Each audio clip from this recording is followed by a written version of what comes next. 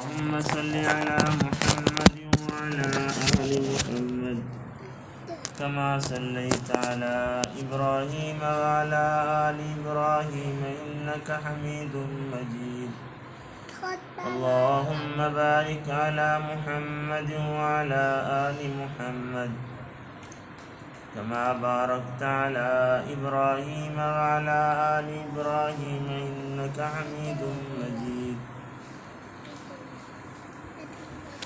मेरे मुहतरम बुजुर्गों, भाइयों, दोस्तों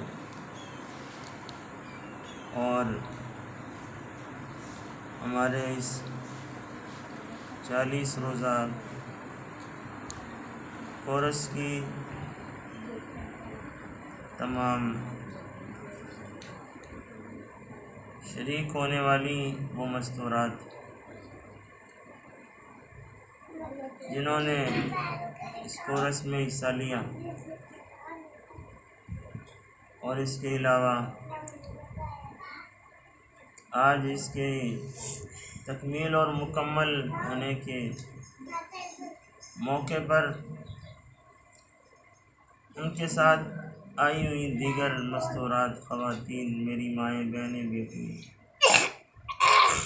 मैं सबसे पहले उन तमाम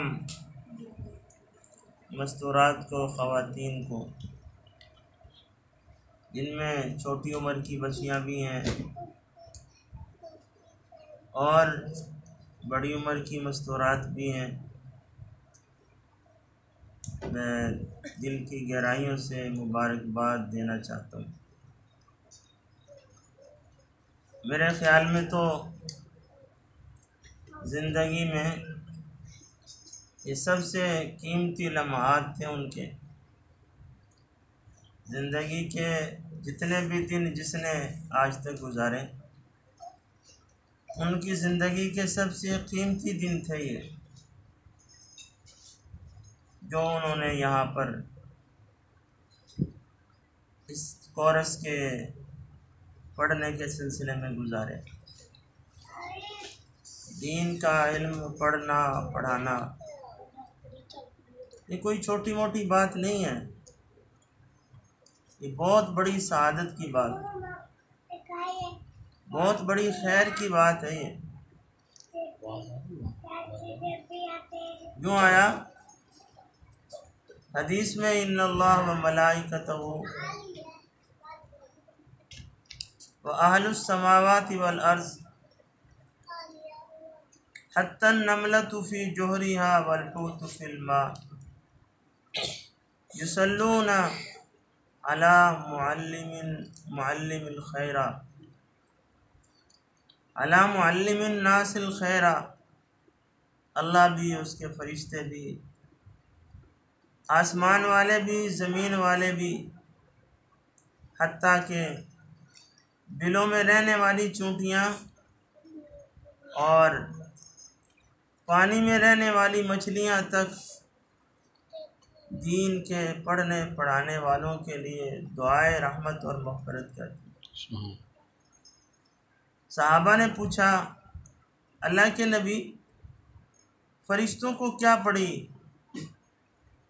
वो दीन पढ़ने पढ़ाने वालों के लिए दुआए मग़फ़िरत करते हैं। चूंटियों को क्या पड़ी? मछलियों को क्या पड़ी? ये चूंटियाँ और मछलियाँ दीन पढ़ने पढ़ाने वालों के लिए दुआए मग़फ़िरत क्यों करते हैं?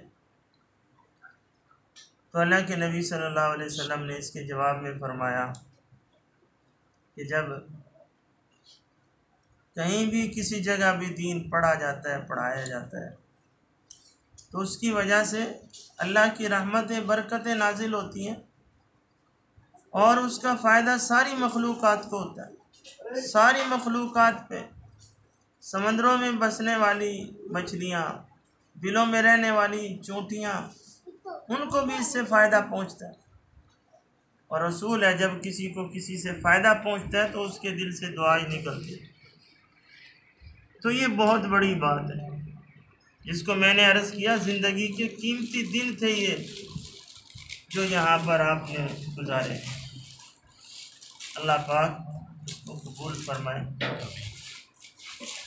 और इस पर अमल की तौफीक नसीब फरमा। आमीन। ये खुशी का मौका भी है और मेरे ख्याल में अफसोस का मौका भी है। खुशी का मौका तो इसलिए है कि हमने जो काम शुरू किया था तो थोड़ा सा मुश्किल, अपने घर से अपने काम काज से रोज़ाना वक्त निकाल के आना। दुनिया के लिए तो खैर हम निकालते ही रहते हैं, सब कुछ हो जाता है, टाइम भी निकल जाता है, पैसा भी लगा देते हैं, हम सलाहियत भी खपा देते हैं, लेकिन दीन के लिए ज़रा मुश्किल है आजकल। लेकिन आप हजरात ने, आप तमाम मस्तूरात ने बड़ी दिलजमी के साथ, बड़ी पाबंदी के साथ इस सिलसिले को आखिर तक पहुंचाया, तो खुशी इस बात की है कि हमारा वो सिलसिला आज पूरा हो गया, मुकम्मल हो गया। और अफसोस इस बात पे है कि वो जो खैर का काम हम रोज़ाना करते थे, कुरान पढ़ते थे, अल्लाह के नबी की हदीस पढ़ते थे, आज वो सिलसिला हमारा ख़त्म हो गया, रुक गया। हदीस की मजलिस में बैठना, उलमा फरमाते हैं यूँ समझ लो गोया अल्लाह के नबी की खिदमत में बैठे। सुभान अल्लाह। हदीस की मजलिस में बैठना इस तरह है जैसे अल्लाह के नबी की मजलिस में बैठे हो। सुभान अल्लाह। तो इस खैर से आज हम गोया महरूम ही हो गए। लेकिन इस सिलसिले को यहाँ पे रोकना नहीं है, इस सिलसिले को जारी रखना है। वो इस तरह कि हम दीन की बातें अपने मर्दों के ज़रिए से उलमा से पूछते रहें। छोटी बड़ी किताबें उलमा ने लिखी हैं, उन किताबों के ज़रिए से हम दीन सीखते रहें। जो समझ ना आए वो उलमा के ज़रिए से अपने मर्दों को भेज के हम पूछवा लें, समझ लें। आप सल्लल्लाहु अलैहि वसल्लम की रोज़ाना की आदत, खाने में, पीने में, सोने में, वाशरूम जाने में, नींद से उठने में क्या थी, इसके लिए उलमा ने किताबें लिखी, बड़ी किताबें भी लिखी, छोटी छोटी भी लिखी। आप लिख लें उसको और वो मंगवा लें। तमाम मस्तूरात से मेरी गुजारिश है, अलैकुम बिसुन्नती एक किताब है, पॉकेट साइज़ में मिलती है, छोटे साइज़ में भी मिलती है, 20-25 रुपए की आती है। आपकी रोज़ाना के मामूलात है उसमें। आप सोते थे तो क्या पढ़ते थे, सोकर उठते थे तो आप क्या पढ़ते थे, वाशरूम में जाते हुए क्या पढ़ते थे, बाहर आते हुए क्या पढ़ते थे, आप कौन कौन सी चीज़ें शौक़ से खाया करते थे, अल्लाह के नबी के मामूलात है इसके। अलैकुम बिसुन्नती। ऐसे ही तोहफ़ा ख़वातीन किताब है, ये भी हम मंगवाएं और इल्म से अपने सिलसिले को जोड़ लें, इल्म से अपने सिलसिले को जोड़ लें। वक्त ज़्यादा हो रहा है, तो ये मैंने गुजारिश करनी थी कि इल्म से अपने सिलसिले को जोड़ के रखें, अपने मसाइल अपने मर्दों के ज़रिए से उलमा से पूछें, और ऐसी किताबें हम अपने घर में रखें जिनसे हमें दीन का इल्म हासिल होता रहे। ऐसे ही फ़ज़ाइल अमाल की किताब अपने घर में रखें और रोज़ाना की तरतीब से पढ़ें। जब हमारे सब घर के अफराद मौजूद हों तो 5 मिनट 10 मिनट, जैसे यहाँ सबक शुरू होने से पहले तालीम होती थी, इसी तरह हम अपने घरों में भी तालीम का माहौल पैदा करें, तो इससे बड़ा फ़ायदा होगा, बड़ी खैर व बरकत आएगी घरों में। हमारा जो सबक है उस सबक के अंदर क़यामत की निशानियाँ बयान की जा रही हैं। क़यामत की 2 किस्म की निशानियाँ हैं, कुछ छोटी निशानियाँ हैं, कुछ बड़ी निशानी। छोटी निशानियों में औलाद का माँ बाप का नाफरमान हो जाना। अल्लाह के नबी ने फरमाया क़यामत की निशानियों में से क़यामत के करीब औलादें माँ बाप की नाफरमान हो जाएंगी। ऐसे हुक्म चलाएंगी जैसा कि आका मालिक अपने नौकरों पे हुक्म चलाता है, वो इस तरह हुक्म चलाएंगे। माँ बाप की कोई अहमियत, वक़्त, कोई रुतबा मकाम उनके दिलों में नहीं होगा। ऐसे ही बेदीनी आम हो जाएगी। हलाल हराम में कोई तमीज़ नहीं की जाएगी, कोई फ़र्क नहीं किया जाएगा। बेपर्दगी आम हो जाएगी, बेपर्दगी आम हो जाएगी। मर्द औरतों जैसी शक्ल व सूरत बनाने की कोशिश करेंगे। मर्द औरतों जैसी शक्ल व सूरत, बाल औरतों जैसे, कपड़े औरतों जैसे, हैं जी, शक्ल व शबाहत औरतों जैसी। जैसे औरतें बनाव श्रृंगार करती है, मेकअप करती हैं, तो मर्द भी इसी तरह से मेकअप, बनाव श्रृंगार पे खूब जोर लगाया करेंगे। ये पिछले साल की बात है, मैं बड़ा हैरान हुआ। मैं एक मोहल्ले से गुजर रहा था, तो वहाँ पर मैंने एक लड़के को देखा। उसने सिर्फ दुपट्टा ऊपर ओढ़ा हुआ है, बड़े बड़े बाल हैं, उसके सामने से आ रहा है। मैंने समझा ये कोई लड़की है, कोई खातून है। मैंने रास्ता छोड़ दिया, एक साइड पे मैं खड़ा हो गया। मेरे साथ जो लड़का था वो हंसने लगा, कहने लगा साहब क्या हुआ? मैंने कहा भाई ये खातून सामने से आ रही है इसलिए मैं। कहने लगा ये खातून नहीं है, लड़की नहीं है, ये लड़का है। जी, ये लड़का है। बाल औरतों की तरह बनाना, फिर उसको चुटिया डालना, पोनियाँ डालना, ये आजकल आम चल रहा है जी। तो अल्लाह के नबी ने बाल रखे हैं, लेकिन उसकी तरतीब और है, तरीका और है उसका। तो ये क़यामत की अलामात में से है कि जी औरतें मर्दों की शक्लें अख्तियार करेंगी, मर्दों जैसा लिबास, और मर्द हज़रात जो हैं वो औरतों जैसा लिबास, शक्ल व सूरत। तो इस तरह की बहुत सी छोटी छोटी निशानियों का ज़हूर। इसके साथ साथ क़यामत की कुछ बड़ी निशानियाँ हैं जिनको देखकर ये समझ लिया जाए कि क़यामत बिल्कुल करीब आ गई है। वैसे तो एक और बात ज़हन में रखें, अल्लाह के नबी सल्लल्लाहु अलैहि वसल्लम ने फरमाया मम माता फ़क़द क़ामत क़यामत हो, जो आदमी मर गया उसकी क़यामत शुरू हो गई। जो आदमी मर गया उसकी क़यामत तो शुरू हो गई। और जी मरने का किसी को पता नहीं है जी, किसी को पता नहीं है। कोई आदमी गारंटी नहीं दे सकता मेरी मौत कितने दिनों के बाद आएगी, कितने लम्हात बाकी हैं, कितने दिन बाकी हैं, कितनी घड़ियाँ बाकी हैं, मैंने कितने दिनों के बाद दुनिया से जाना है, कोई नहीं बता सकता। तो जो आदमी दुनिया से चला गया जी उसकी क़यामत तो शुरू हो गई। इसलिए किसी भूल में ना रहे कि क़यामत को देर है अभी। वैसे मैं कहा करता हूँ क़यामत आ गई है, वैसे क़यामत आ गई है कि वो काम जिनको सुन के आदमी हैरान रह जाता है, कांप जाता है, वो सारे काम इस वक्त में हमारे सामने हो रहे। लेकिन बहरहाल ये छोटी छोटी निशानियाँ। अच्छा, एक और गलतफहमी में बीच में दूर कर दूँ, फिर इंशाल्लाह सबक शुरू करते हैं।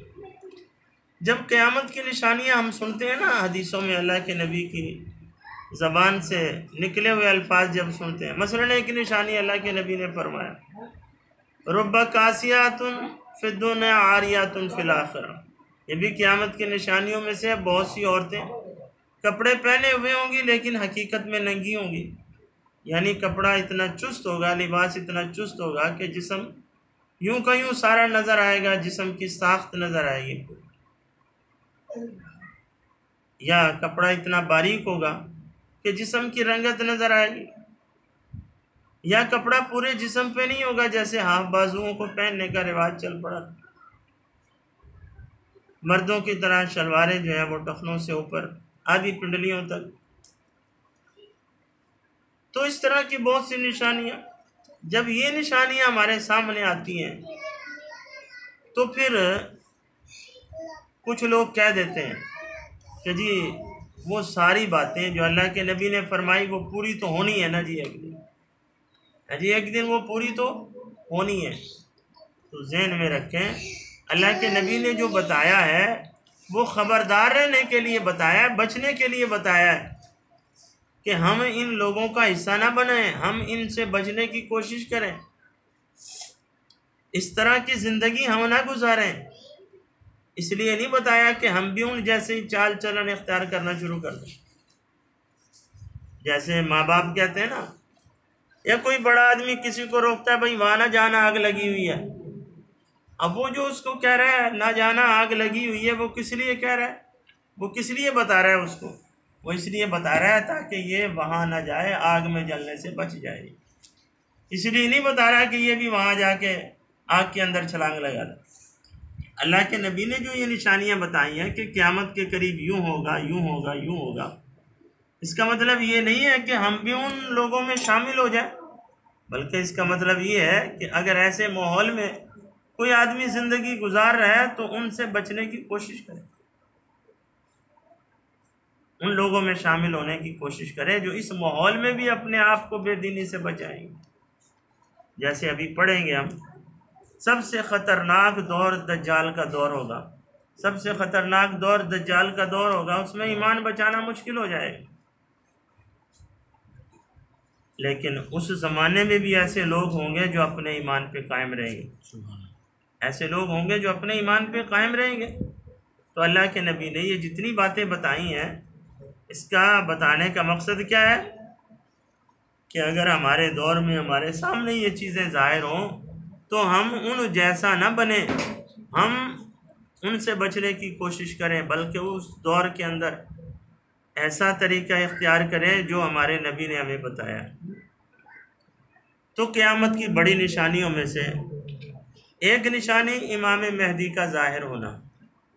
इमाम मेहदी इस दुनिया में क़यामत से कुछ करीब आएंगे, ये बड़ी निशानियों में से हैं। नबी पाक सल्लल्लाहु अलैहि वसल्लम की औलाद में से होंगे। मोहम्मद इनका नाम होगा, इनके वालिद का नाम अब्दुल्ला होगा।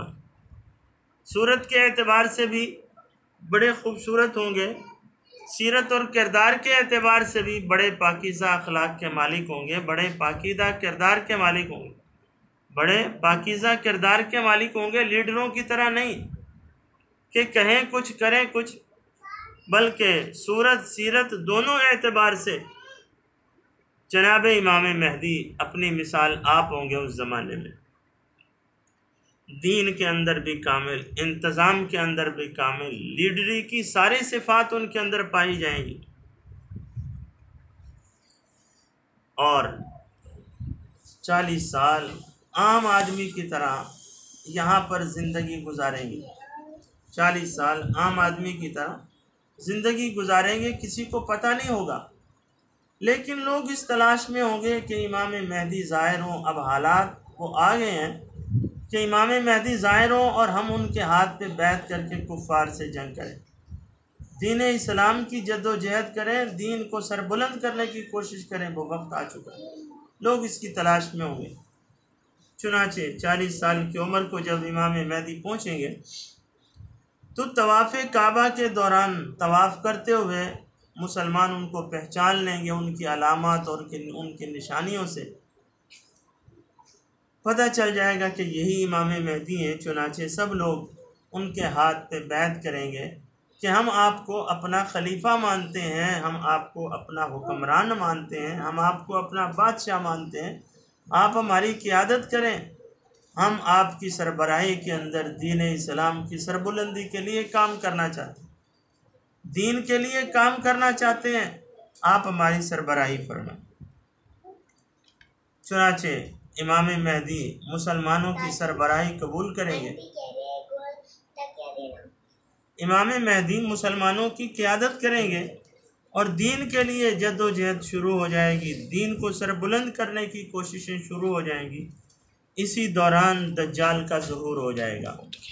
दज्जाल सूरत के एतबार से भी एक बदशक्ल आदमी होगा, उसकी दाईं आँख फूली हुई होगी।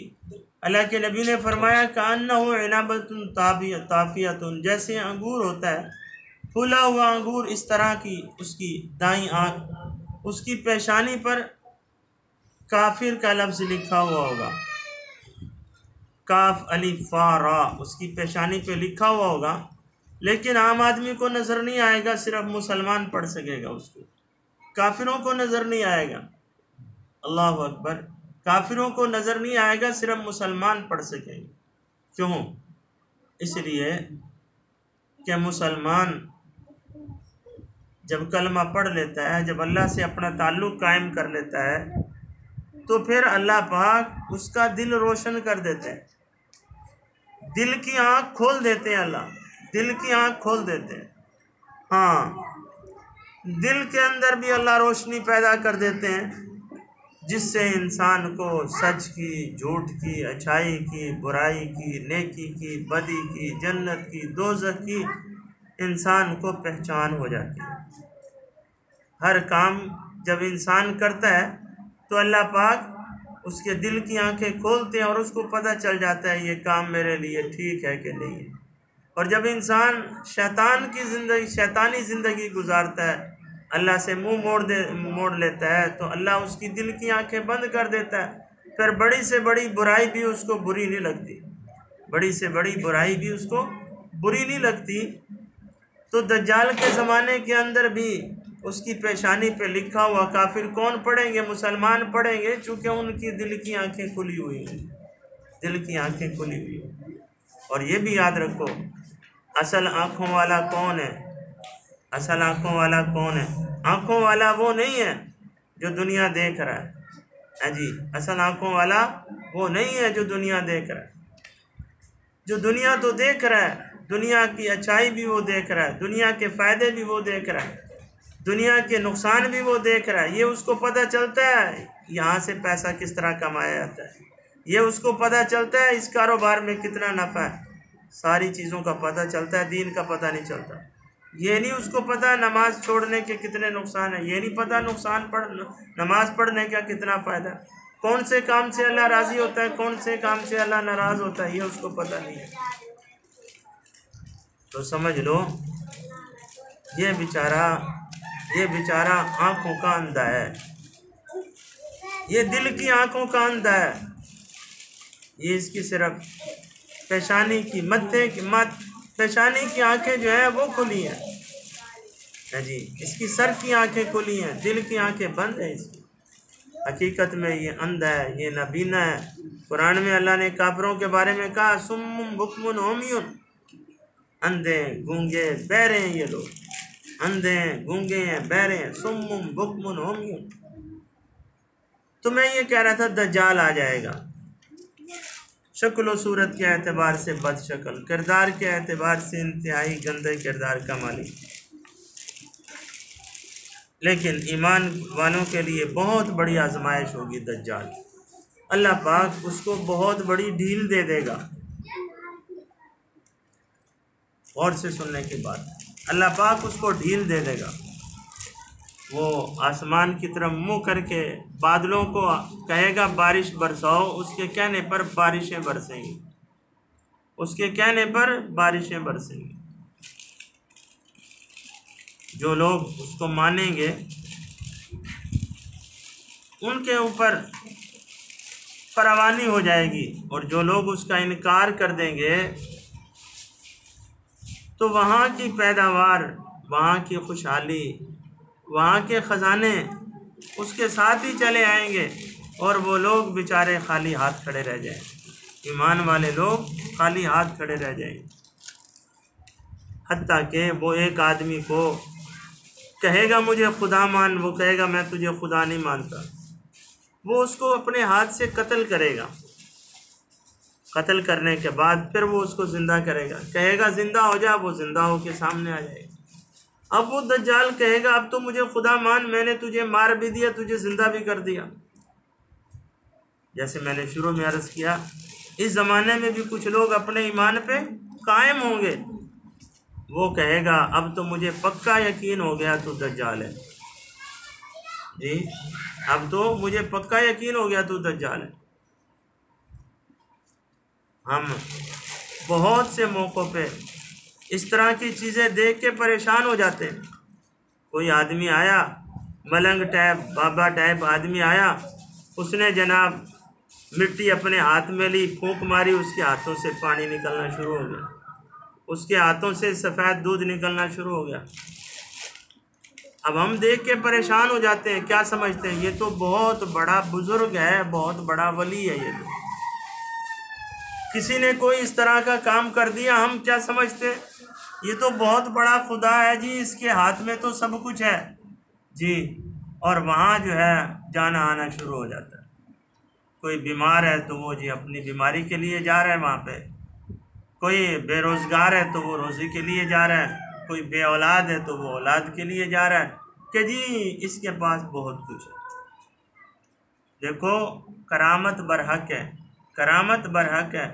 करामत का मतलब है किसी नेक आदमी के हाथ से वो काम होना जो आम आदमी ना कर सकते हो।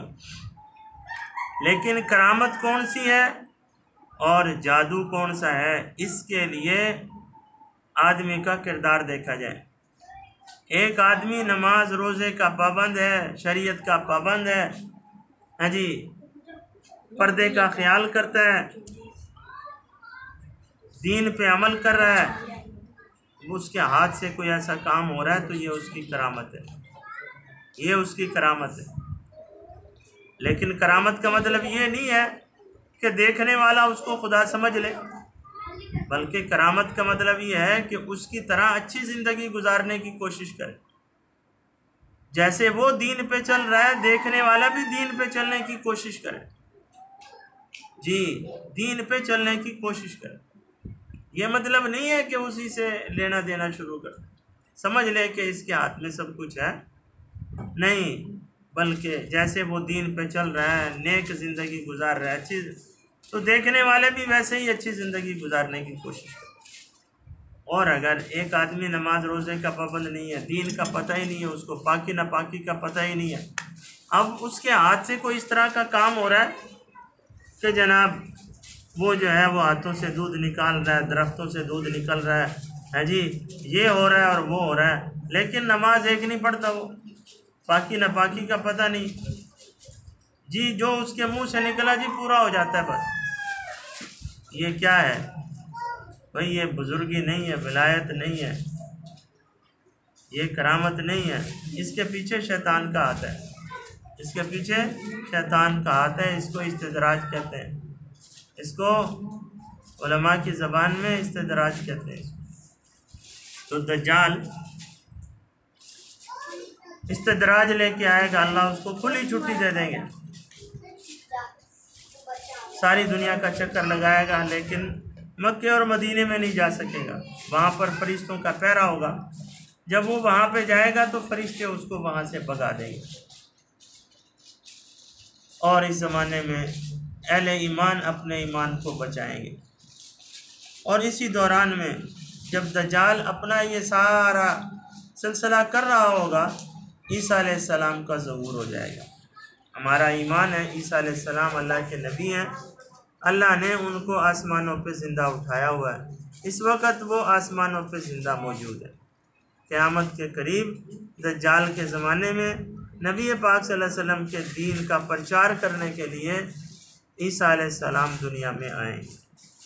दमिश्क की जामा मस्जिद के मशरक़ी मीनार पर असर के वक्त वहाँ पर उतरेंगे, फरिश्तों के परों पे हाथ रख के उस मीनार पे उतरेंगे और सीढ़ी लगाकर उनको वहाँ से उतारा जाएगा। और ईसा अलैहिस्सलाम दज्जाल के ख़िलाफ़ लड़ने में मसरूफ़ हो जाएंगे। अल्लाह पाक जो उस वक़्त के मुसलमान होंगे, उनके ईमान और उनकी ज़िंदगी में अल्लाह कितनी ताकत देंगे। कहते हैं कुफर का ज़ोर तो खूब होगा, दज्जाल अपना पूरा ज़ोर लगा रहा होगा, लेकिन मुसलमान के ईमान की कितनी ताकत होगी। कहते हैं मुसलमान का जो सांस है, उस सांस में इतनी ताकत होगी, जिस काफिर पे वो सांस पड़ेगा, सांस पहुंचते ही, सांस का असर उस पर जाते ही वो काफिर मर जाएगा जी। मुसलमान के ईमान में, उसके चलने में, उसके फिरने में, उसके बोलने में अल्लाह पाक ने बड़ी ताकत रखी है, बशर्ते कि मुसलमान मुसलमान हो। आज हम परेशान इसलिए हैं कि हम अपने दीन से हट गए, वरना मुसलमान के हर काम में बड़ी ताकत रखी अल्लाह। काफिर मुसलमान के सांस से मर जाएगा। ईसा अलैहिस्सलातु वस्सलाम मकाम लुद में आकर, मकाम लुद के ऊपर आकर दज्जाल को कत्ल कर देंगे। सलीब जो निशान ईसाइयों का निशान है, सलीब जो ईसाइयों का निशान है, वो ख़ुद भी पहन के रखते हैं। ये टाई जो है ये सलीब का निशान है। ऐसे ही हमारे यहाँ बहुत से लिबासों पे, शर्टों के ऊपर ये जो उल्टे सीधे निशान बने हुए वो ये ईसाइयों के निशान है। ये हमारे घरों में हमारे बच्चे पहनते हैं, हमारे भाई पहनते हैं। तो इन चीज़ों से बचना चाहिए। ये सब यहूदियों की, ईसाइयों की साजिशें हैं। ये तो सलीब का निशान तोड़ देंगे, खंजीर को कत्ल कर देंगे और सारी दुनिया में इंसाफ ही इंसाफ हो जाएगा। जब इंसाफ होगा, हर जगह पे इंसाफ होगा, तो अल्लाह पाक पूरी ज़मीन को रहमतों बरकतों से भर देंगे। हत्ता के अनार के एक दाने से एक बहुत बड़ी जमात अपना पेट भर सकेगी। अनार के एक दरख्त के नीचे एक बहुत बड़ी जमात आराम कर सकेगी। एक बकरी का दूध पूरे घर के लिए काफ़ी हो जाएगा और एक गाय का ऊँट पूरे ख़ानदान बल्कि पूरे महल्ले के लिए काफ़ी होगा। एक ऊँटनी का दूध पूरे शहर के लिए काफ़ी हो जाएगा। खैर व बरकत का दौर शुरू हो जाएगा। तो इस तरीके से सारी दुनिया के अंदर दीन ही दीन आम हो जाएगा और फिर आहिस्ता आहिस्ता मुसलमान दुनिया से चलते चले जाएंगे, दुनिया से जाते चले जाएंगे और फिर कुफर ही कुफर आम हो जाएगा दुनिया में। एक दफ़ा फिर दुनिया में कुफर ही कुफर आम हो जाएगा और फिर क़यामत की कुछ और बड़ी बड़ी निशानी है। हवा का चलना, ज़मीन से एक जानवर का निकलना जो इंसानों की तरह बातें करेगा, सारी दुनिया का चक्कर लगाएगा। उसके हाथ में सुलेमान अलैहिस्सलाम की अंगूठी होगी, मूसा अलैहिस्सलाम का डंडा होगा। उस अंगूठी से हर एक के चेहरे के ऊपर वो मोहर लगाएगा, निशान लगाएगा, सारी दुनिया में चक्कर लगाएगा। तो इस तरह की बड़ी बड़ी निशानियां जो ज़ाहिर हो जाएंगी। क़यामत से तकरीबन गालिबन 40 साल पहले लोगों के यहाँ पैदाइश का सिलसिला ख़त्म हो जाएगा, तवालुद तनासुल का सिलसिला शुरू हो जाएगा, ख़त्म हो जाएगा। किसी के यहाँ औलाद नहीं होगी, किसी के यहाँ औलाद नहीं होगी। और क़यामत की बड़ी निशानियों में से एक निशानी ये भी है कि सूरज जो है वो बजाय मशरिक़ से मगरिब से तुलू होगा। उस रात बहुत लंबी हो जाएगी, लोग सो सो के थक जाएंगे, जानवर थक जाएंगे, आहो पुकार होगी। सूरज रात लंबी होने के बाद निकलेगा, लेकिन मशरिक़ के बजाय मगरिब से निकलेगा, आधे आसमान तक आएगा और फिर वापस मगरिब में गुरूब होगा और उसके बाद फिर रूटीन के मुताबिक मशरिक़ से निकलेगा। कहा इस वक़्त तौबा का दरवाज़ा बंद हो जाएगा। जितने दिन भी इंसान ज़िंदा रहेंगे, कोई गुनाहगार तौबा करेगा पर उसकी तौबा कबूल नहीं होगी उसकी। जितने दिन भी ज़िंदा रहेंगे इंसान, उस वक़्त किसी की भी तौबा कबूल नहीं होगी। अब तो कहते हैं अल्लाह पाक तौबा का दरवाज़ा खोले हुए हैं, तौबा का दरवाज़ा खुला है। जो सुबह को अल्लाह की नाफरमानी करता है, शाम तक अल्लाह पाक उसकी तौबा का इंतज़ार करते हैं। जो शाम को गुनाह करता है, सुबह तक अल्लाह उसकी तौबा का इंतज़ार करता है। तौबा का दरवाज़ा हर इंसान के लिए खुला हुआ है।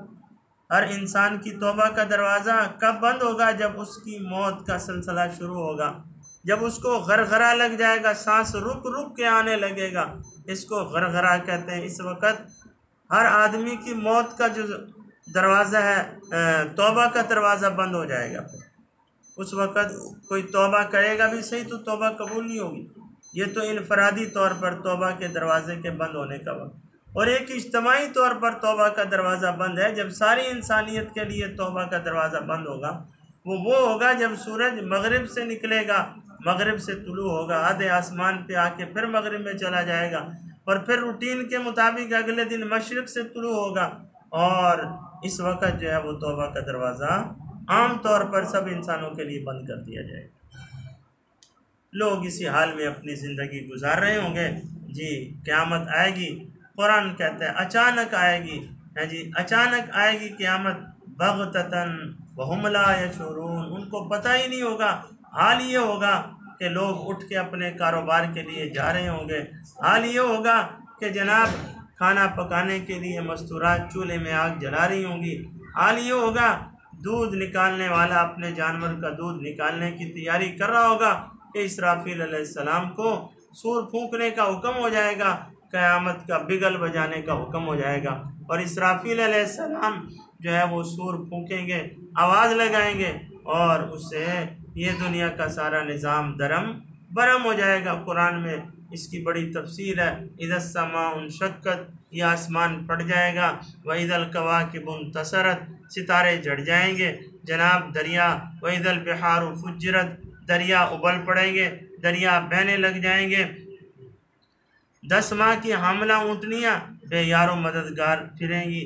और कुरान में क्या अल्लाह पाक ने फरमाया, इन्न ज़ल्ज़लतस्साअति शैउन अज़ीम, वो एक क़यामत का हौलनाक ज़ल्ज़ला होगा। व तरन्नास सुकारा व मा हुम बिसुकारा, लोग उस ज़ल्ज़ले, उस दहशत, उस आवाज़ के खौफ से यूँ होंगे जैसे नशे में कोई आदमी होता है, कोई इधर जा रहा है, कोई उधर जा रहा है, इधर गिर रहा है, उधर गिर रहा है, किसी को कोई होश नहीं होगा किसी का।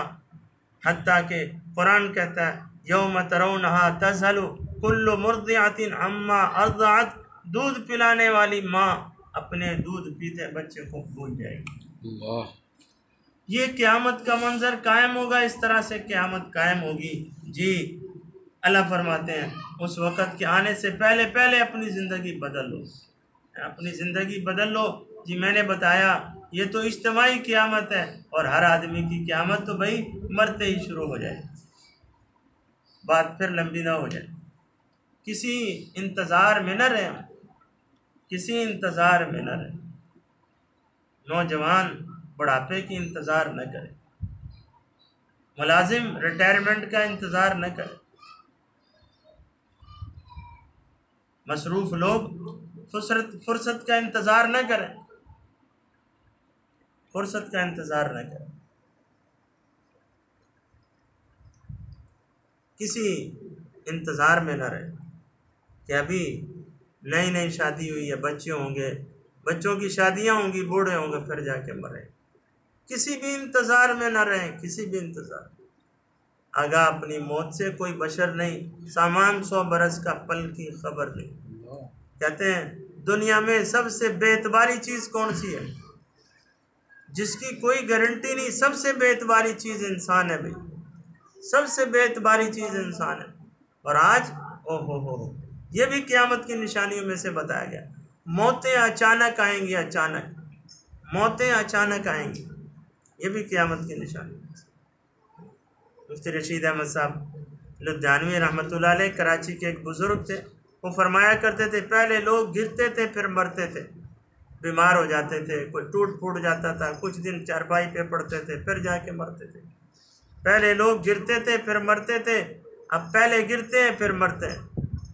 हाँ जी, घर से निकले दफ्तर जाने के लिए, रास्ते में थे, अटैक हुआ, वहीं रोड पे गिर गए, लोग भाग के आए, उठाओ उठाओ उठाओ, पानी डालो मुंह में पानी, और देखा हिलाया जुलाया छुट्टी।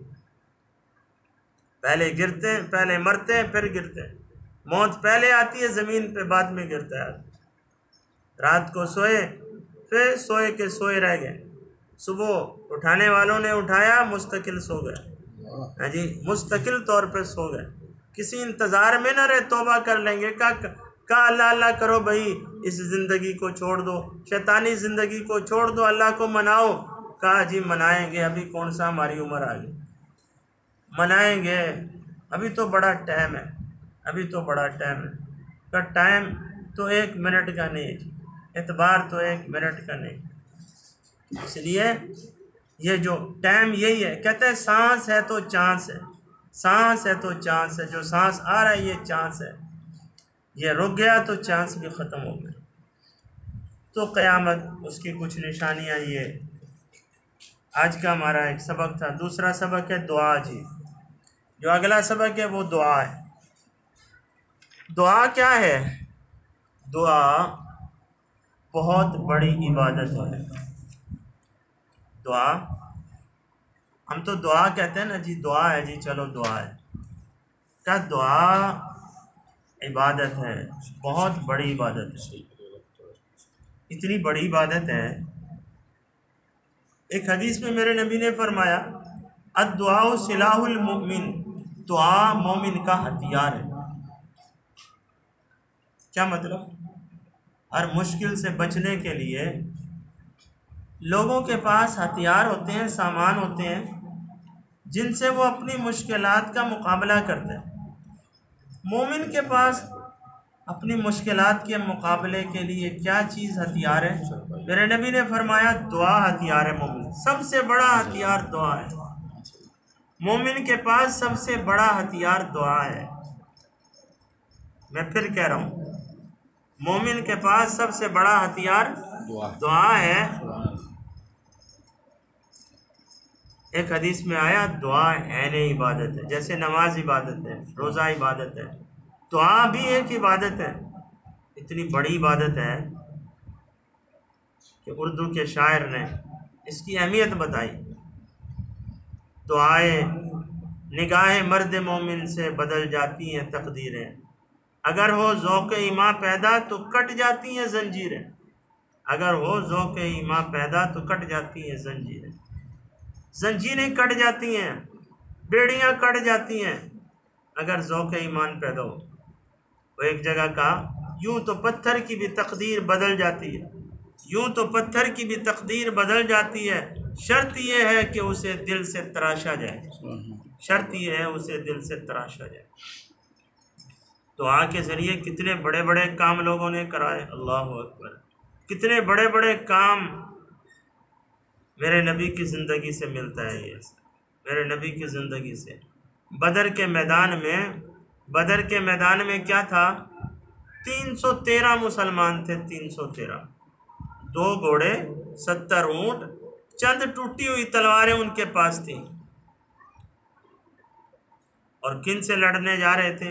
1000 काफिरों के लश्कर से, जिनके पास फुल हथियार थे, फुल हथियार उनके पास थे। और ये 313, वो 1000। और लड़ाई के लिए सबसे बेहतरीन जगह पे आके उन्होंने कब्जा भी कर लिया। ये जब पहुंचे तो रेतली ज़मीन, पानी भी कोई नहीं वहाँ पे, बेसरो सामान, निहत्ते। अब इस मुश्किल का मुकाबला कैसे किया गया? इस मुश्किल का मुकाबला कैसे किया गया?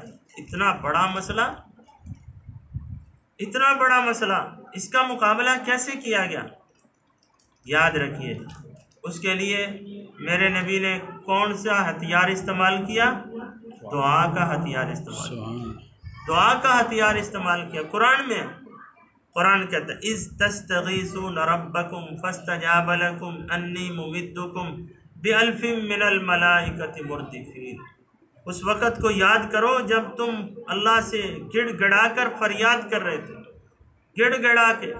इतना रोए अल्लाह के नबी, इतना रोए कि ज़मीन आंसुओं से गीली हो गई, तर हो गई। ज़मीन आंसुओं से तर हो गई। चादर जो आपने अपने कंधे मुबारक पे, सर मुबारक पे डाली हुई थी, ज़मीन पे गिर गई। इतना रोए अल्लाह के, इतना रोए कि अबू बकर रज़ी अल्लाह उन्होंने आके तसल्ली दी, अल्लाह के नबी बस करें, अल्लाह की मदद आ गई है। इतना रोए, दुआ का हथियार इस्तेमाल किया। फिर सारा नक्शा बदल गया। अल्लाह ने फरमाया, मेरे नबी फस्तजाब लकुम, मैंने तेरा रोना कबूल कर लिया, मैंने आपकी दुआ कबूल कर ली। अब तुम्हारा मुकाबला जो होगा, फतह तुम्हारी होगी। अल्लाह जी कैसे होगी? फरमाया, अन्नी मुमिद्दुकुम बिअल्फिम मिनल मलाइकति मुर्दिफीन, मैं आसमानों से 1000 फरिश्ते की फौज तुम्हारे लिए भेज रहा हूँ, जो तुम्हारे साथ मिल के इन काफिरों का मुकाबला करेंगे। फिर अल्लाह ने फरमाया, मेरे नबी 1000 नहीं, मैं अपनी फ़ौज और बढ़ा रहा हूँ। बिसलासति आलाफिम मिनल मलाइकति मुसव्विमीन, मैं 3000 यूनिफॉर्म पहने हुए फरिश्तों की फ़ौज तुम्हारी मदद के लिए आसमानों से भेज रहा हूँ। फिर अल्लाह ने फरमाया, बिखमसति आलाफिम मिनल मलाइका, मैं 3000 नहीं 5000 फरिश्तों की फ़ौज तुम्हारे लिए भेज रहा हूँ। और फिर आखिर में अल्लाह ने फरमाया, वमा जअलहुल्लाहु इल्ला बुशरा वलितत्मइन्न बिही क़ुलूबुकुम, ये जो फरिश्तों की फ़ौज तुम्हें मैंने भेजी है ये तो सिर्फ तुम्हें खुश करने के लिए, तुम्हें तसल्ली देने के लिए। वमन नस्रु इल्ला मिन इंदिल्लाह, हकीकत ये है मैं खुद खुदा अर्शों से तुम्हारी मदद के लिए आ रहा हूँ। ये क्या थी? दुआ की ताकत थी, ये दुआ की ताकत। लेकिन दुआ दुआ होनी चाहिए। दुआ के कुछ आदाब हैं, कुछ उसूल हैं, मुख्तसर से सुन लें, बस बात ख़त्म कर दें। नंबर 1, दुआ दिल से मांगी जाए, अल्लाह की तरफ पूरी तवज्जो हो। अल्लाह मेरी बात सुन रहे हैं, मैं अल्लाह के सामने बैठ के अपना मसला रखूँ, अल्लाह मेरे सामने, मेरी बात पूरी तरह अल्लाह सुन रहे हैं दिल से। ये नहीं कि तवज्जो किधर हो, ज़बान किधर हो, जहन किधर हो, नहीं। हदीस में गाफिल दिल से निकली हुई दुआ अल्लाह कबूल नहीं करती, अल्लाह कबूल नहीं करती। वो दुआ कबूल होती है जो दिल से की जाए, जो दिल से की जाए। दुआ अल्लाह का हुक्म है, अल्लाह ने खुद फरमाया मुझसे मांगो। और मज़े की बात ये, दुनिया का उसूल ये है, दुनिया का उसूल ये है, जो दुनिया से, दुनिया वालों से मांगता है, दुनिया वाले नाराज़ होते हैं, मखलूक नाराज़ होती है। मैं कहा करता हूँ हत्ता कि अपना लाडला बेटा भी अगर 2-4 दफ़ा बाप से मांगे वो भी नाराज़ हो जाता है, वो भी तंग हो जाता है उससे। 2-4 दफ़ा मांग ले, 1-8 दफ़ा मांगे तो खुश होकर दे देता है, 2-4 दफ़ा अगर मांग ले वो भी तंग हो जाता है। खामिन अगर बीवी से 2-4 मुतालबे कर दे, खामिन तंग हो जाता है बेचारा। भाई बहन से अगर मांग ले नाराज़ हो जाता है, तंग हो जाता है। मखलूक मखलूक से, दोस्त दोस्त से, ये मखलूक का कानून है। मखलूक से जितना मांगोगे मखलूक दूर भागेगी, मखलूक तंग हो जाएगी, मखलूक नाराज़ हो जाएगी। पर मेरे रब का असूल ये है, मल्लम यसअलिल्लाह यग़ज़ब अलैहि, जो जितना उससे मांगता है वो उतने मांगने से खुश होता है। जितना ज़्यादा मांगो, दिन में 1 दफ़ा मांगो, 2 दफ़ा मांगो, 10 दफ़ा मांगो, 1000 दफ़ा मांगो, जितना ज़्यादा इंसान मांगता चला जाएगा अल्लाह मांगने से उतना ही खुश होता है। अल्लाह मांगने वाले से खुश होता है, ना मांगने वाले से नाराज़ होता है। अल्लाहु अकबर। अल्लाह ना मांगने वालों से नाराज़ होता है, मांगने वालों से खुश होता है। इसलिए मेरे नबी ने फरमाया, जिस चीज़ की भी ज़रूरत हो अल्लाह से मांगो। एक सहाबी आए, उसने 2 रकात नमाज पढ़ी और चला गया। अल्लाह के नबी ने सहाबा से पूछा, तुम्हें पता है ये क्या कर रहे हैं? कि जी नमाज पढ़ के गया, बस दुआ मांग के गया। कहा ये अल्लाह से कुछ मांगने आया था, तुम्हें पता है क्या मांगने आया था? कहा जी अल्लाह के नबी हमें तो पता नहीं। फरमाया अल्लाह ने मुझे जिब्राइल के ज़रिए से बताया, इसके घर में नमक ख़त्म हो गया था, अल्लाह से नमक मांगने आया। हर चीज़ जायज़ शरीयत की हद में रहते हुए कोशिश भी की जाए उसके लिए, लेकिन सबसे पहले अल्लाह का दरवाज़ा खटखटा जाए, कोशिश भी की जाए। और जितना मांगे, मैंने अर्ज़ किया, अल्लाह खुश होता है। एक बाबा जी से बड़े सालों पहले मैंने एक बात सुनी थी।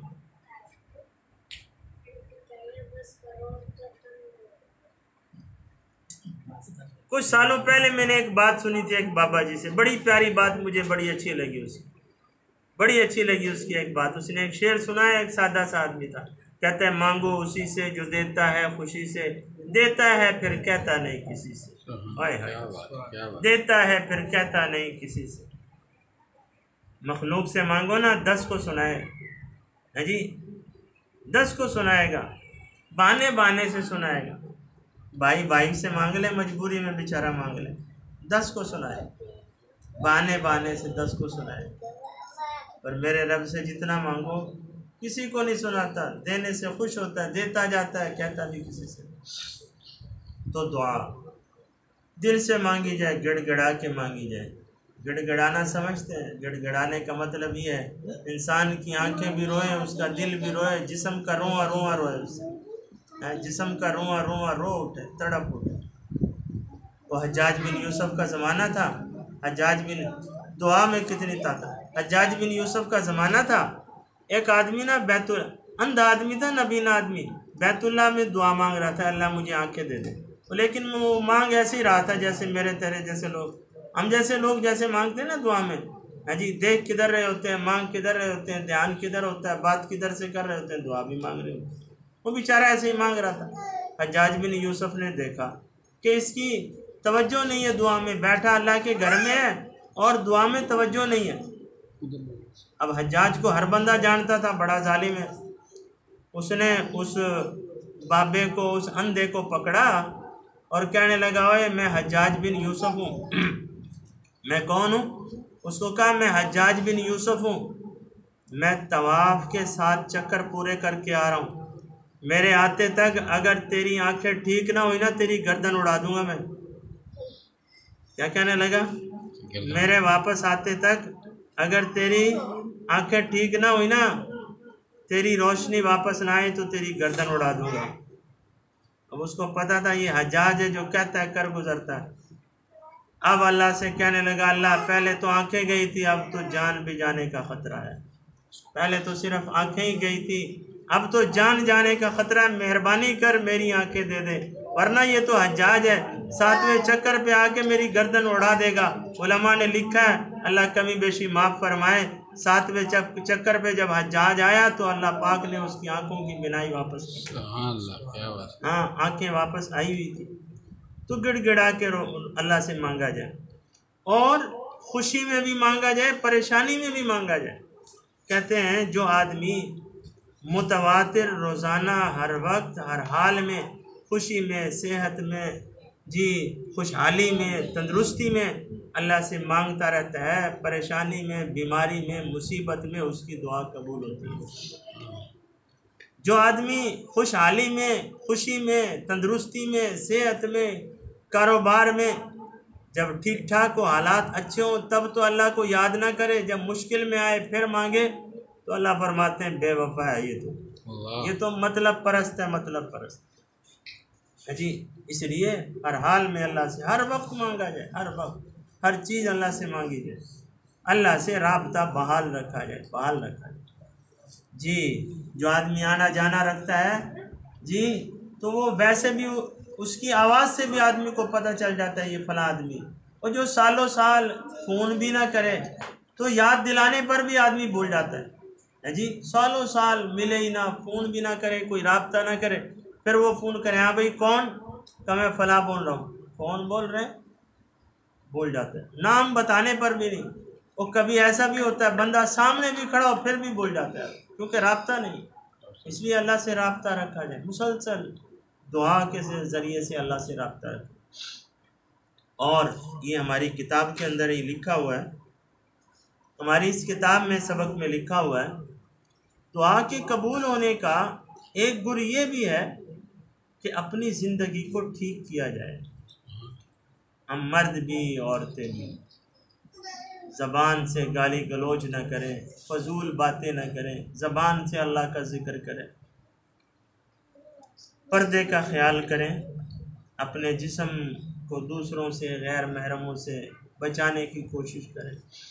आँखों से ना वैसे गैर महरमों को देखें, ना स्क्रीन पे देखें। मसला याद रख के ले जाएं। टीवी पे अगर कोई गैर मर्द को देख रहा है वो ऐसे ही है जैसे सामने देख रहा है। मोबाइल पे देख रहा है वो ऐसे ही है जैसे सामने देख रहा है। अखबार पे अगर कोई देख रहा है तो वो ऐसे ही है जैसे सामने देख रहा है। अपनी ज़िंदगी को ठीक करें, हमारी किताब में लिखा हुआ, इसी सबक वाली किताब में लिखा हुआ है, ज़िंदगी को ठीक करें, दीन के मुताबिक चलें, अल्लाह पाक फिर हर दुआ कबूल कर दे।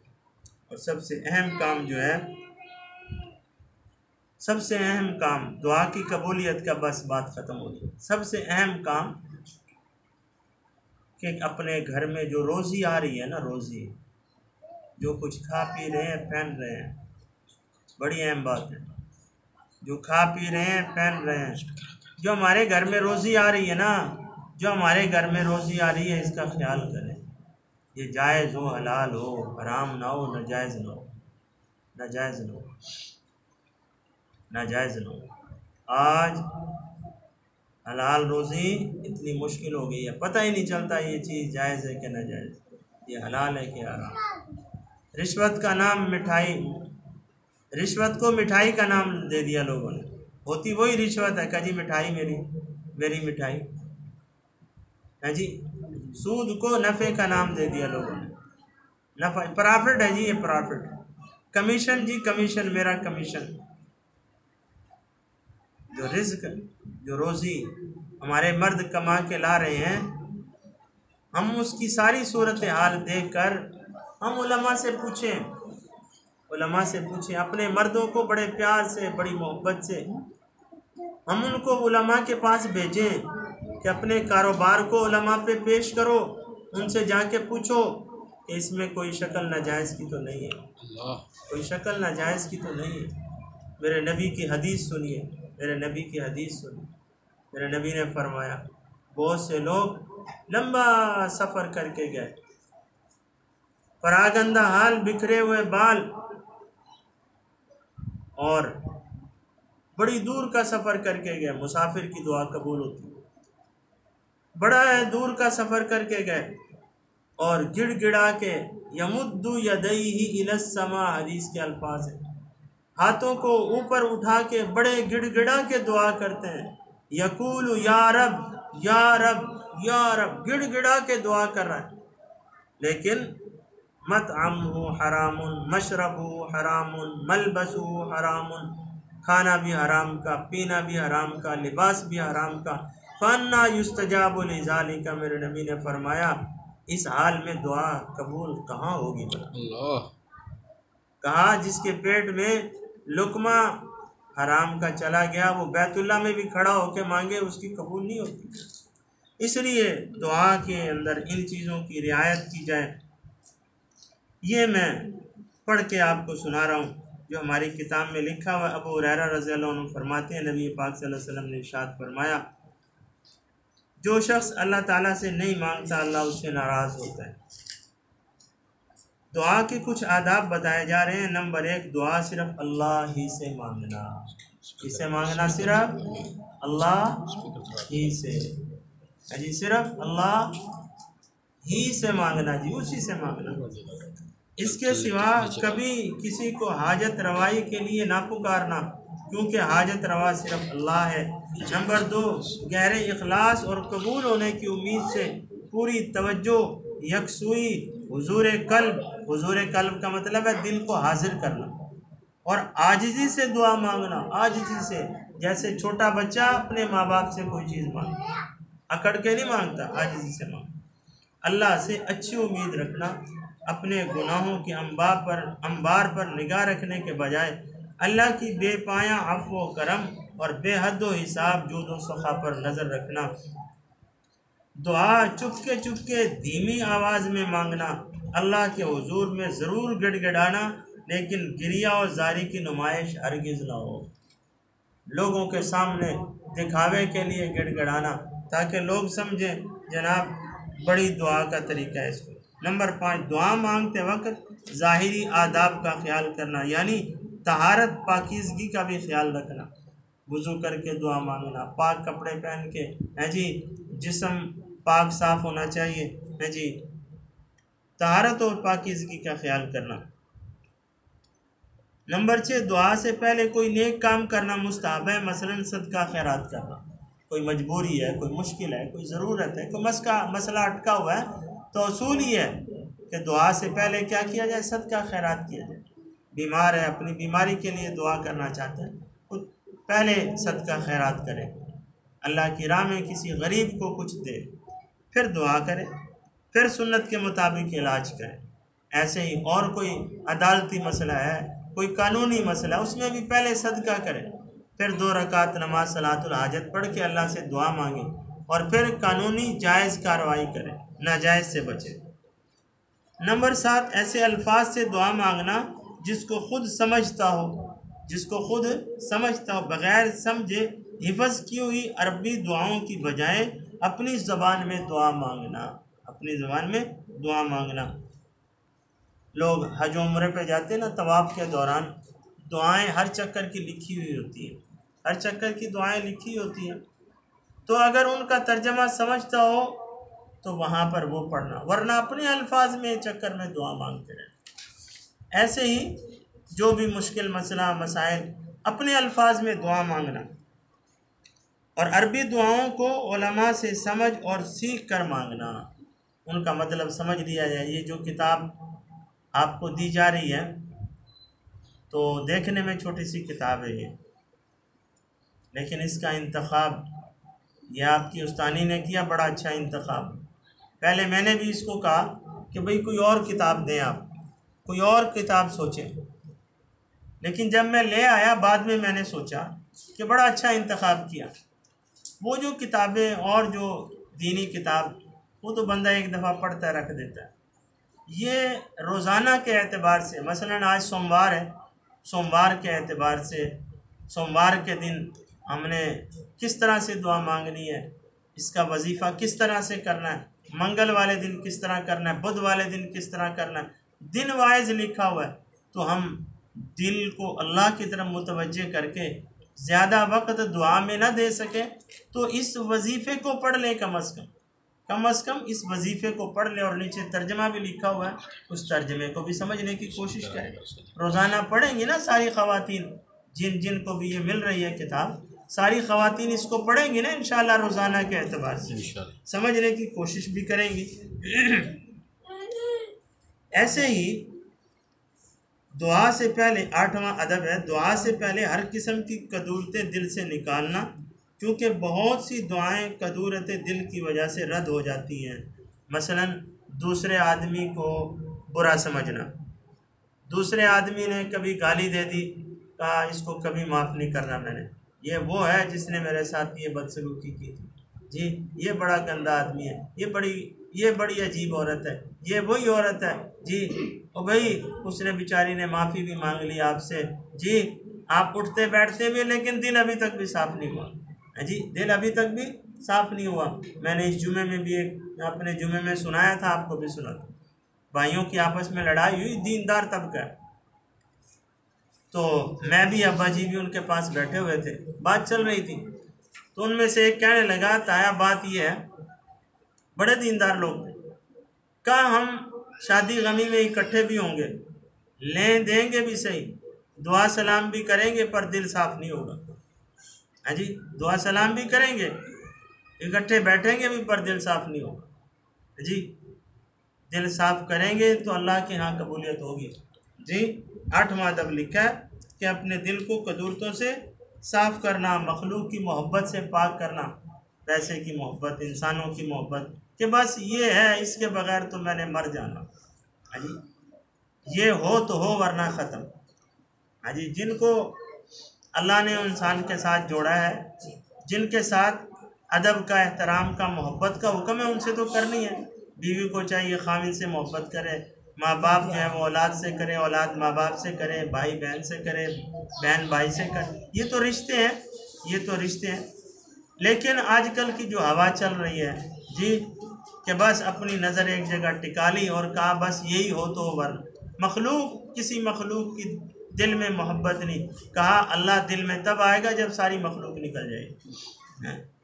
ये जो कोठा है ना, दिल का जो कमरा है, दिल का कमरा, कहते हैं अल्लाह इतना बड़ा है, सारी दुनिया में अल्लाह नहीं आ सकता, सातों ज़मीन सातों आसमान, सारी कायनात में, बहरो बर में, दरियाओं में, फ़िज़ाओं में, हवाओं में अल्लाह नहीं आ सकता, पर इतना बड़ा अल्लाह मोमिन के दिल में आ जाता है, इतना बड़ा अल्लाह मोमिन के दिल में। लेकिन कौन से दिल में आता है? अल्लाह उस दिल में आता है जिस दिल से सारी मखलूक निकल जाए, सारी मखलूक निकल जाए, अल्लाह की मोहब्बत सारी मखलूक पे गालिब आ जाए। वो ख्वाजा अजीज़ुल हसन मजज़ूब हैं, वो फरमाते हैं हर तमन्ना दिल से रुखसत हो गई, हर तमन्ना दिल से रुखसत हो गई, अब तो आजा अब तो खलवत हो गई। दिल से सब कुछ निकल गया, सारी मखलूक निकल गई, फिर अल्लाह दिल में आएगा। इसलिए कहा कदूरतें।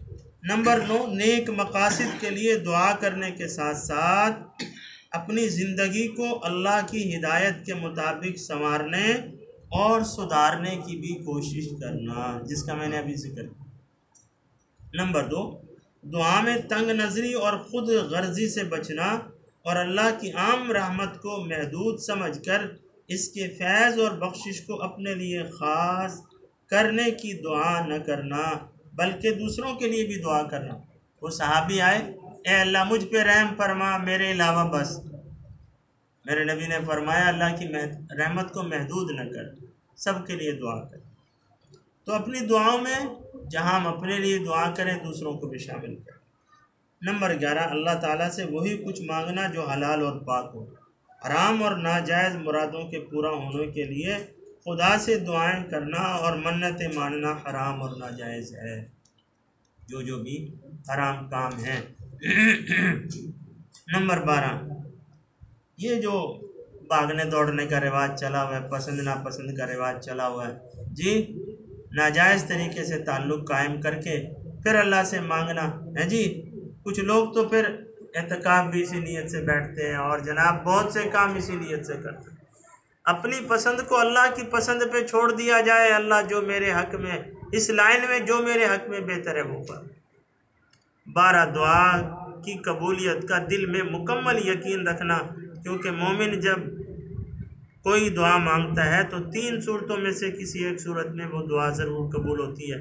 या तो जो कुछ मांगा वही मिल जाता है, या कोई बड़ी मुसीबत आने वाली थी अल्लाह इस दुआ की बरकत से उसको टाल देते हैं, या अल्लाह इस दुआ को उसके लिए आखरत का ज़ख़ीरा बना देते हैं, यानी उसके बदले आखरत की नेमतें मिल जाती हैं।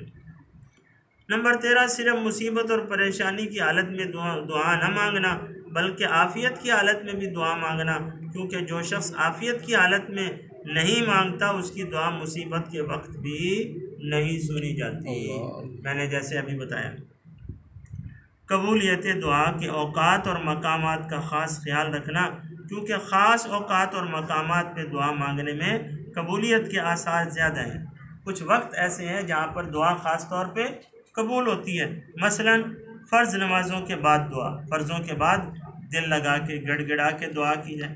तहज्जुद के वक्त आजकल तो बड़ा आसान है। सहरी के लिए, औरतों के लिए तो बहुत ही मज़े हैं जी, औरतों के लिए तो बड़े मज़े। सहरी पकाने के लिए, सहरी तैयार करने के लिए तो जागना ही होता है। तो हिम्मत करके 5-10 मिनट निकाल के तहज्जुद भी पढ़ें और फिर गिड़गिड़ा के दुआ करें। इस वक़्त में अल्लाह दुआ कबूल करने की ख़ुद ऑफ़र करता है, ख़ुद ऑफ़र करता है। अल्लाह के फरमाते हैं आसमान से, ये जो आसमान दुनिया जो हमें नज़र आ रहा है, अल्लाह यहाँ पे आ जाते हैं अपनी शान के मुताबिक, जैसे भी उसकी शान है यहाँ पे आ जाते हैं। और अल्लाह ख़ुद कहते हैं कोई है मांगने वाला, मैं उसका सवाल पूरा करूँ। हैं वो पंजाबी में कहते हैं ना, अद्धी राती बख्शिश रब्दी करन बुलंद आवाज़ां, अद्धी राती बख्शिश रब्दी, अद्धी राती रहमत रब्दी करन बुलंद आवाज़ां, बख्शिश मंगन मालिया कारिन खुल्लाए दरवाज़ा, बख्शिश मंगन मालिया कारिन खुल्लाए दरवाज़ा। पर मेरे जैसे गाफिलों का क्या किया है जी, मेरे जैसे गाफिलों का, महरूमुल किस्मत लोगों का क्या किया जाए। रब की रहमत हमारे दरवाज़ों पे दस्तक दे रही है, पर हम नींद की चादर ओढ़ के सोए हुए, हम गफलत की चादर तान के सोए हुए। अल्लाह करे हमारी गफलत दूर हो जाए। रमज़ान में भी दूर ना हुई भाई, फिर कब होगी पता नहीं। तहज्जुद के वक्त, अज़ान और इकामत के दरमियानी वक्त में, अज़ान और इकामत के दरमियानी वक्त में, यानी अज़ान जब होती है मस्जिदों में तो आम तौर पर 10-15 मिनट 20 मिनट का जमात होने में वक्त होता है, वक्फा होता है। इस दौरान दुआ की, इस दौरान दुआ कबूल होती है।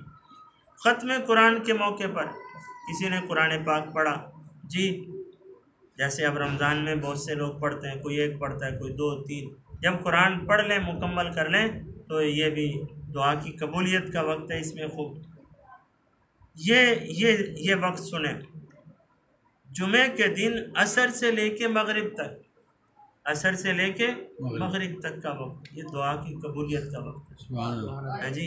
हम कोशिश करें इस वक्त। 15, दुआ में दोनों हाथ सीनों तक उठाना, हाथों का रुख आसमान की तरफ रखना, उंगलियों के सिरे क़िबला रुख रखना, दोनों हाथों के दरमियान थोड़ा सा फासला रखना।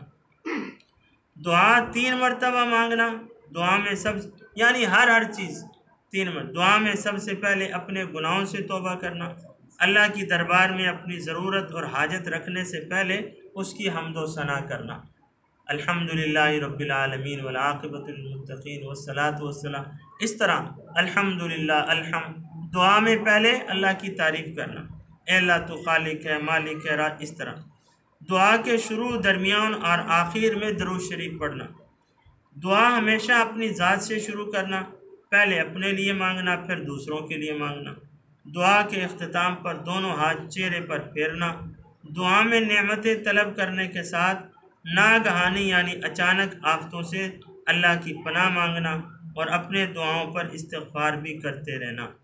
और ये जो किताब ये इसी में लिखा है, मौलाना अशरफ अली थानवी की किताब मुनाजात मकबूल की रोज़ाना एक मंजिल अगर समझ के पढ़ ली जाए तो ज़िंदगी अल्लाह की मदद की बरकत से माला माल हो जाएगी। अल्लाह पाक ये मेहनत कोशिश कबूल फरमाए, अल्लाह अमल की तौफीक अता फरमाए। अब जो बच्ची है जिन्होंने आपको पढ़ाया ये दुआ करेंगे खुद ही।